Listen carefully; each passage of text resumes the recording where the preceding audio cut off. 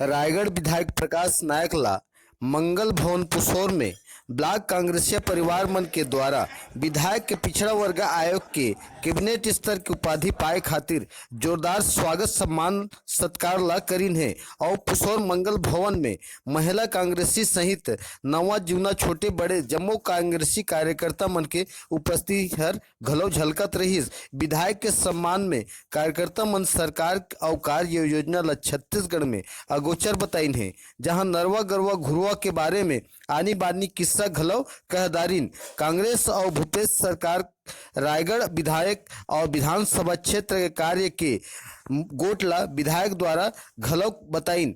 विधायक के कामकाज और जनहित बर सदा चौखट साबित होए और जनता के काम बुता में खरा साबित होए के बात ला घलो। अब यह आज के कार्यक्रम ला लेकर के जनता मन के बीच में प्यार दुलार पात हो में का कहा था जनता आज मन राज्य मंत्री दर्जा प्राप्त होने के मन सम्मान करेंगे। हाँ हमारे माननीय बघेल जी, हमारे माननीय मोहन मरकाम जी, हमारे माननीय पटेल जी मोला छत्तीसगढ़ क्रीड़ा वर्ग प्राधिकरण के माध्यम आए हैं।